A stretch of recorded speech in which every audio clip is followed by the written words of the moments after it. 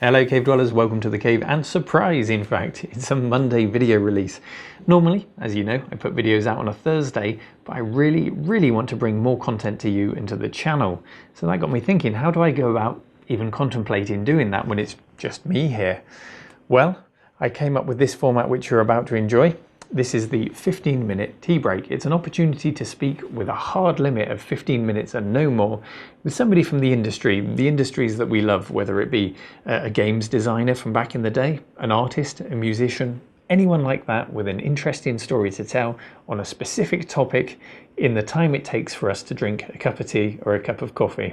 And all of this without affecting the content, the quality, or indeed the frequency of those Thursday releases.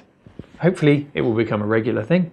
Hopefully you'll enjoy it. Let me know in the comments if you do or don't, and indeed if you have any requests for guests who you'd like me to speak to.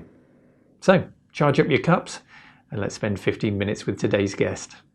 RMC is supported by MonsterJoysticks.com. Level up your retro gaming with their joysticks featuring genuine Sanwa arcade parts. And OneClickPrint.com for your photos on canvas, acrylic, gifts and more. Local craftsmen and global delivery.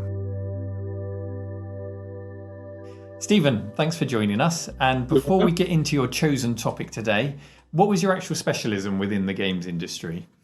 So I was a graphic designer, or originally a graphic designer. So from my college, never went to university, too eager to go into games. So all my college years sending off graphic mock-ups of arcade machines to various companies. So yeah, and you're still active today in a similar industry, aren't you? I am. I work in virtual reality now, which was actually a progression from games, moving on from the game industry into IBM and virtual reality and stuff like that. Sure. So yeah, a bit more technical these days than just graphic design. Sure. I basically decided that I needed to understand where my graphics were going to make the most of it. So I kind of started learning programming and all those kind of things just to, make it a little bit better, which has helped over the years. Sure. So from the cutting edge technology of virtual reality now, though, we're going back to your roots because you worked on games like Earthworm Jim, Shadow Dancer, Back to the Future 2, and Chips Challenge, to name but a few. Glorious Chip Challenge. It is Chips Challenge is a great game on the Atari Lynx, by the way. I love it. But that's not what you're talking about today. Out of all of the games you've worked on, you've picked one in particular as the one you want to talk about. Tell us what game you've chosen. So I've picked Space Gun for the Spectrum. But I guess because I think it was my last Spectrum game that I did. I didn't do that many, to be honest, but that one was like the one that really pushed it. It was coming to the end of its age in '92, I believe it was. Yeah. So that was, and we really went for it. It was an arcade conversion, and I think it turns out reviews were good. So hey, it must have stuck on. It's been a good one for me. Are we seeing some Space Gun related images on the screen behind you there? Have you? No. Oh, okay. I didn't know if that was any. That happens to be my son's uni project. Oh, okay. I didn't know if there was some concept art there or something. But you're credited on the ZX Spectrum title screen itself for the graphics. I think it says Steve B. Is that right on the title screen? That's right. And that kind of shows. It's funny. I was looking at it this morning. That shows you the lowly opinion, perhaps, of graphic designers. If you notice, all the other names have ranked up scores of about 50,000, whereas who are all the programmers and producers, and then lowly me, the designer, gets 100 points. Oh, you're on the high score table as well, are you? Oh, yeah. Oh, I just saw you at the front of the title screen. So it says graphics by Steve B, coding by Damien Stones, and music by Sonic Project. So I'm guessing that was that outsourced Sonic Projects? Was that? I think it was one of the team who had a name. That was just their tag. Okay, fine. And was that the entire team that worked on Space Gun on the ZX Spectrum? We worked on various other versions as well, so there was a bit of intermingling between the two, and I did a little bit on the C64 version as well, mainly on the title screen, I think it was. But the Spectrum one was, was the main thing. I think Damien Stone was the main programmer, did an amazing job on it. And Tom Pinnock as well, who did the 664 version at the same time. So the two of them together were kind of working side by side. So. Okay, so there was a little bit of cross-pollination. Were you all in the same office then, just sort of helping each other out? Yeah. Okay. Well, not quite the bedroom outfit, but it was above a furniture shop, I think it was. Oh, okay. And as the sole artist on Space Gun, you did all of the graphics for the game from start to finish? Yeah, on the Spectrum. Damien Green was It's Damien Green, sorry. Damien Stones. Damien Stones was 18 at the time that he coded this, I believe. Were you of a similar age? Yeah, so 92, I was 22. Okay. Yeah. So quite a young and vibrant office there. Yeah, yeah. There wasn't that many people older than us. We're all about the same age. Yeah. Well, I'll edit in some footage now as we're speaking of the game, so people can see the ZX Spectrum version of Space Gun. The Spectrum was famous for its quite unique visual style. I think it had a limited palette of about 8 colours, was it, with a bit of dithering as well? Yeah, we had 2 half tones, or half dimmed colours, so you had kind of 2 shades of each colour. Yeah. So as an artist, how do you even begin to approach converting a colourful arcade game for Spectrum? We did a lot of arcade conversions, so that was always a challenge. And this one in particular was a lot of colour going on the arcade machine, which the Spectrum Arcade by Taito came out in 1990, I think it was, so 2 years earlier. And we actually had a cabinet there to actually use as reference. So there was a lot of, I guess the Spectrum actually, because of the speed of everything going around, it worked quite well because the colours were like all over the place. So you kind of didn't really notice, the colour clashing. Although we did work quite closely with from character to character to actually make sure there wasn't that much clashing. Mm-hmm. So you work with the 2 colours for each character. One of those colours was the merging colour between the 2 of them. So you try to avoid those kind of clashes because you knew that you had more than one character space where that same colour was being used. Yeah. So there's a lot of calculations into it, which I think is why it worked pretty well. Yeah. And when it comes to actually drawing the art, how do you even begin to do it? Are we talking graph paper? Do you start by drawing it by hand, or what tools do you use? This is a question, by the way, from Mark. I've taken some questions from viewers in advance, so that's what Mark would like to know. There was, I don't think really we had that much. Not for conversions. We didn't have any paper sketches and things like that. So we use the one memory evades me actually what software. But I think most of the time for the later years it was Atari STs. The software on there which allowed us to create sprites. So did you have access to the original arcade assets to do some kind of conversion? I was thinking about this morning. I can't actually remember actually having all the assets. We certainly had the arcade machine there, but we didn't have the assets from what I can remember. So it was a visual thing. I could have been wrong there, but it's quite a few years ago now. Yeah. But funny enough, the arcade machine wasn't really that. Certainly, as far as resolution goes, it wasn't that much higher than the Spectrum. Okay. I think it was only 320 by 240, the arcade machine on a CRT, but it was rusticized, so it had 4,000 odd colours, which made a big difference. And the advantage of things like hardware sprites and that. So it had a lot of processor power behind it, obviously, but resolution-wise, it wasn't much different. But sure. Yeah.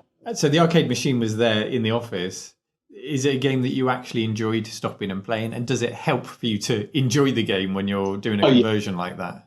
Yeah, it was in the entrance to the office. So you'd walk in every morning and it'd be sat there. And and whenever you needed a break, it's a good excuse to go down and have a break and just have a play again on unlimited plays and just get a feel for it as well. So, and it was, there was a lot of comparing it to the arcade machine, but you couldn't compare. You weren't trying to get it like that arcade machine, but you had to think about creating a game on the Spectrum, so rather than converting it from an arcade machine, because otherwise you would try and do things which were just beyond the limits of the Spectrum, and it would all go wrong. You wouldn't get a good game out of it. Right.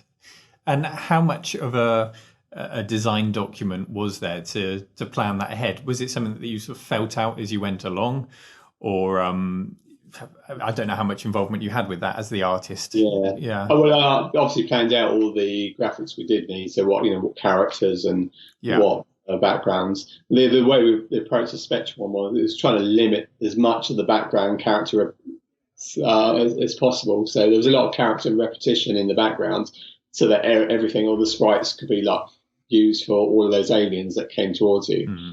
But it's all about those characters coming to yours rather than there's about 3 or 4 panels per level that should be used on a game. So there's a lot of planning from that point of view. But I knew what we needed asset wise. Yeah, the arcade machine as a reference. Like I said, I can't remember whether we had the assets. I guess we probably did do, but like I say, far too long ago now for me to. Yeah, we're talking nearly 30 years, aren't we? Yeah. Don't tell my age away. So when it came to I'm just thinking about designing the game. Obviously, you had Damien, the coder, working on the engine. Mm-hmm.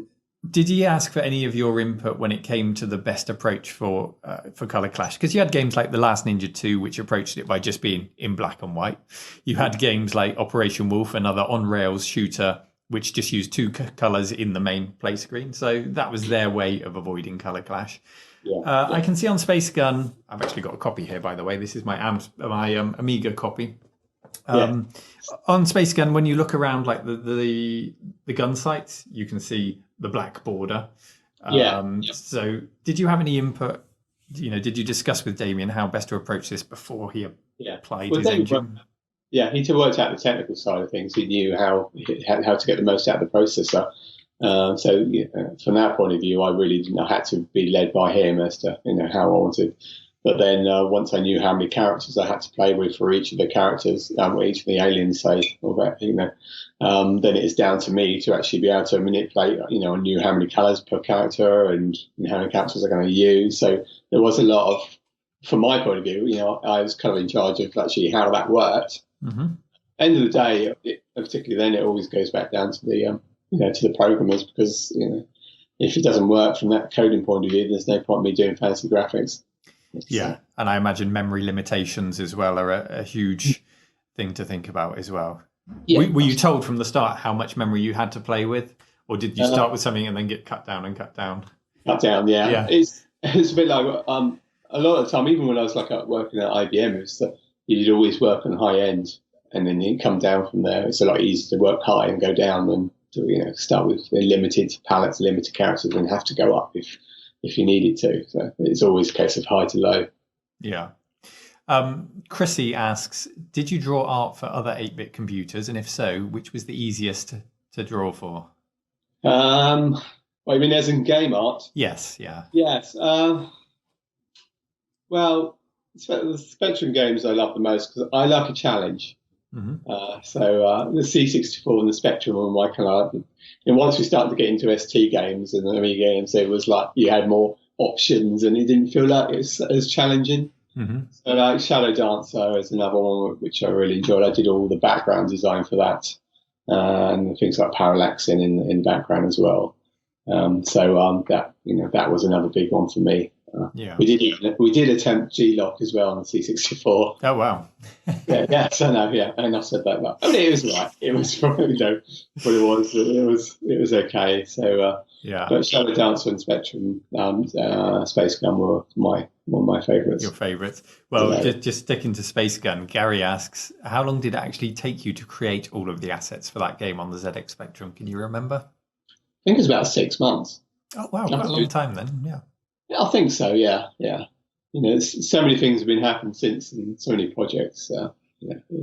Those hazy early days of computer gaming. Well, I suppose it wasn't early days. It feels like it now, but it was just a wild ride.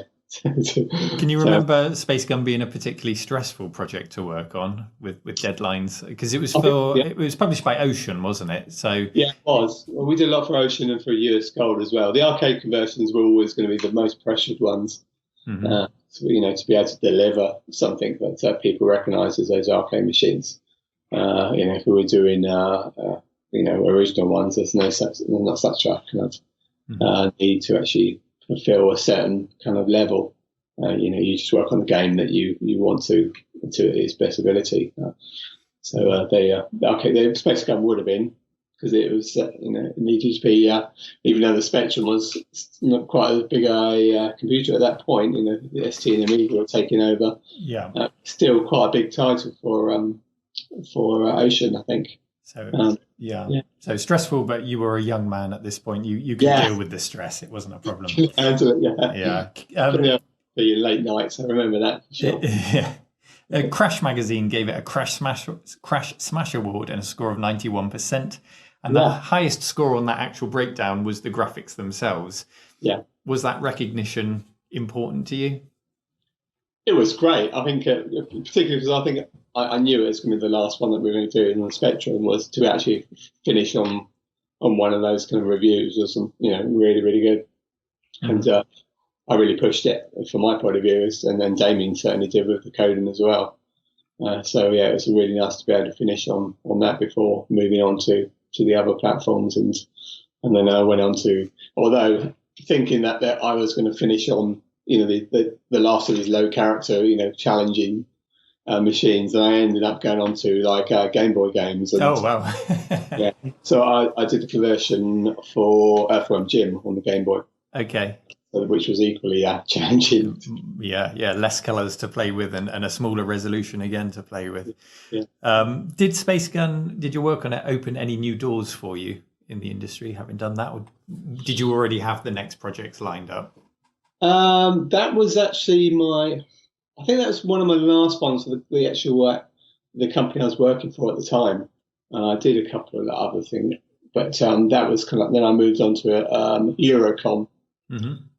Which was when I started doing Game Boy ones. So it actually, that was probably the last of my really big projects apart from Earthworm Jim. After that, I left and moved to IBM to do virtual reality. So that was really the end of my career, give or take a year. Mm-hmm. Game anyway. Well, Stephen, your 15 minutes is up. My tea is nearly out. So we've just got one last question to end on, which is from Gary. And he would like to know, is there a ZX Spectrum game artist that you admire the most?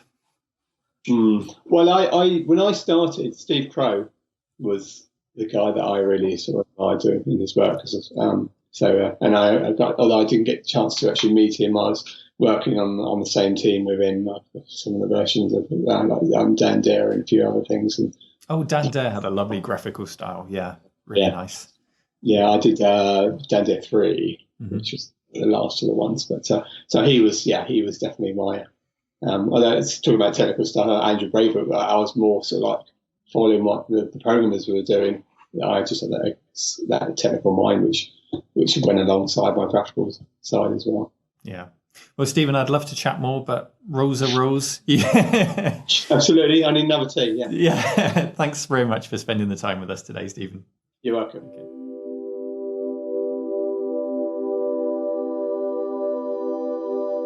If you enjoy my content and would like to toss a coin into the hat to support the cave, then check out patreon.com/retromancave and join the official cave dwellers you can see on the screen now. Thank you for your support.